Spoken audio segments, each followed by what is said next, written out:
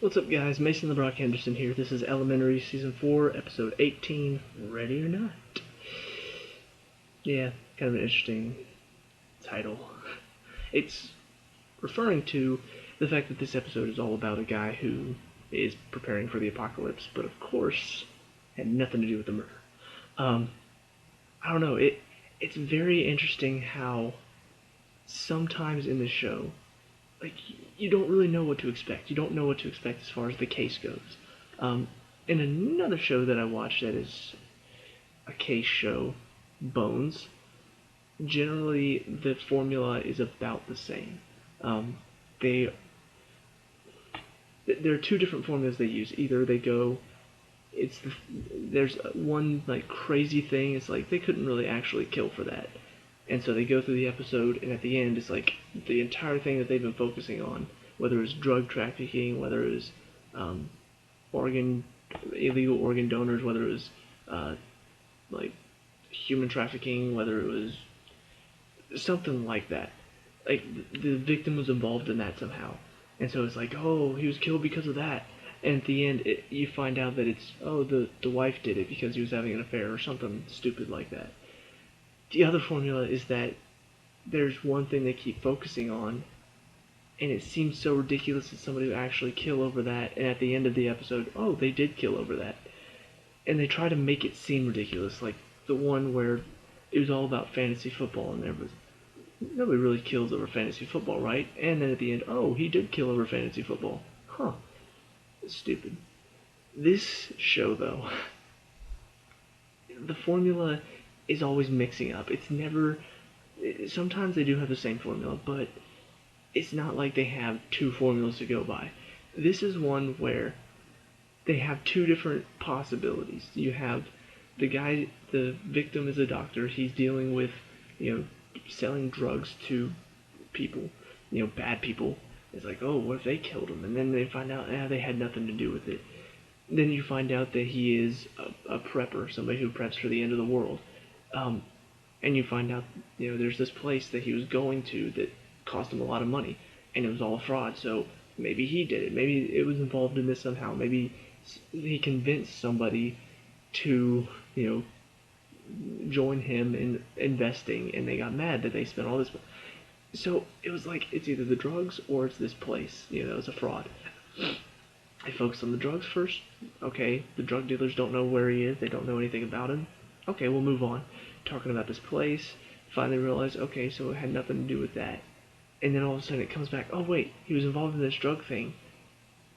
Maybe it did have something to do with that. And that ends up being, the guy that killed him because of that. It wasn't the drug lords or whatever that killed him, but he was killed because of his involvement in that. It infected another doctor. Fun fact, Father Gabriel was the killer tonight. If you watch The Walking Dead. Yeah, Father Gabriel was the killer tonight. So, found it interesting. I was like, hey, I know that guy. Anyway, so the case itself was interesting enough. It, kept me interested. At one point, I did kind of, it felt like it was dragging on the scene in the bunker way too long. So about halfway through that scene, all I could think was, the only reason they give me all this information is because it's fake, right? Like, there's no other reason why they would be dragging out the scene so long, explaining all of this, unless at the end Sherlock is going to turn it all around and say, oh, you were talking about this. Well, that's actually a fake too. Sure enough, that's exactly what happens. So, yeah, that scene was a little bit, it was dragged on a bit too long for my liking, but it's still, it was setting up for this place is a fake. That's a good reason to kill somebody. Whether this guy killed him to keep it quiet, they had the other guy who, oh, he invested in this place, well, he has a reason to kill him.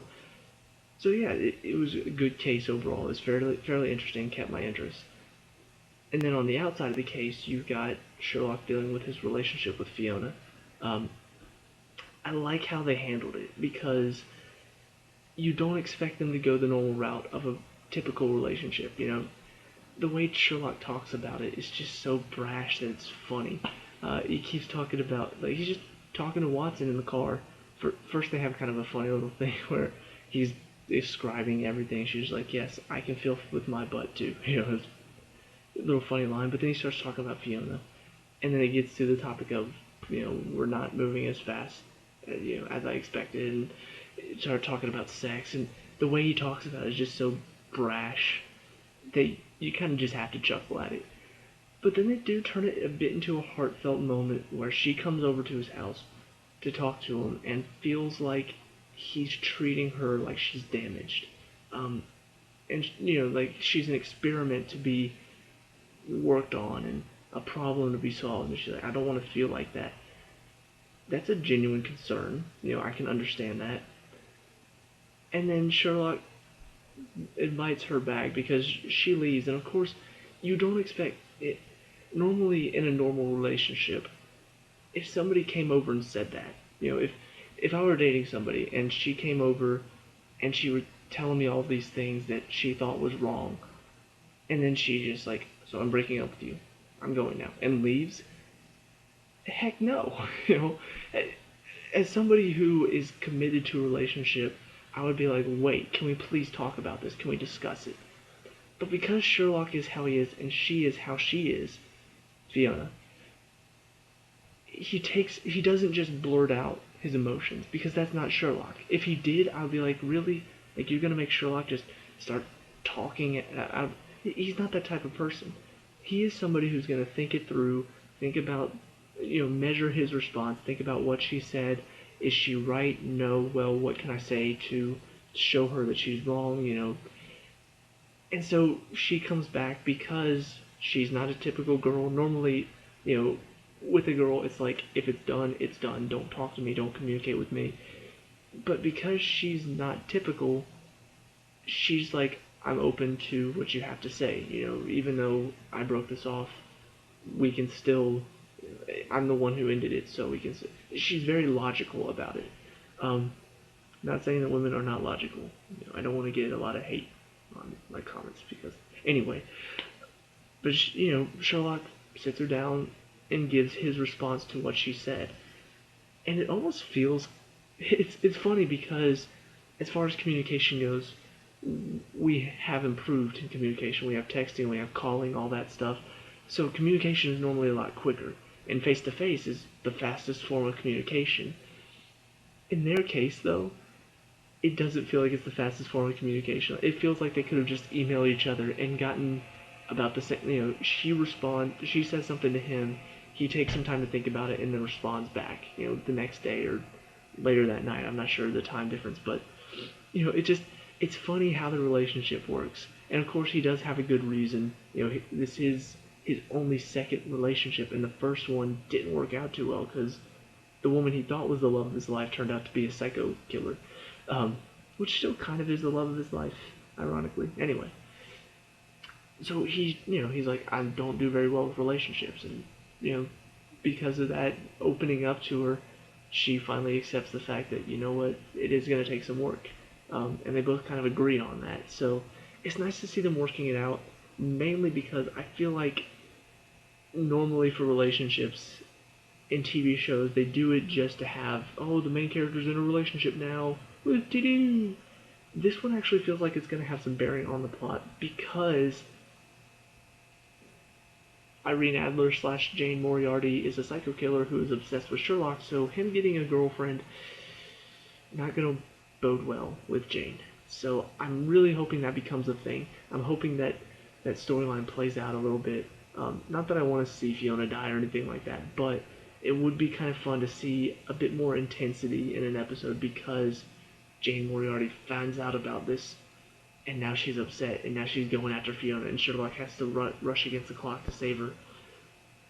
That would be pretty cool. That would be very intense, and it would be a good use of this relationship. It goes beyond just, let's just put Sherlock in a quirky relationship just to have fun. I want there to be a point to it. Where Joan's relationship, she's had difficulty with Sherlock in the past. First being his nurse or rehab person, whatever, then becoming his partner, then becoming his apprentice. Well, apprentice then partner. Anyway, she's needed relationships as kind of a a way to ground herself, to keep her life normal. So the relationships were not without purpose. I don't want to see this relationship go without purpose. I want them to have a good reason for it. So I hope things turn out well. It's going to be 2 weeks before the next one. It's going to be a 2-hour episode for some reason. It's kind of one of those question raisers, like, what are they going to do? Like, what's... Normally 2-hour episodes are pretty special, so interested to see where it's going. But anyway, yeah, it's just a good episode, enjoyable. Maybe not the best episode, but, I still get enjoyment out of the episodes that are not the best episodes on the show, which is saying something, because a lot of shows nowadays, if they have a bad episode, it's pretty bad. Elementary, just consistently good cases, good stuff on the outside as well. So, I enjoy it. So let me know what you think down in the comments below. Leave a like and subscribe for more Elementary, and I'll see you at the next review. Peace out.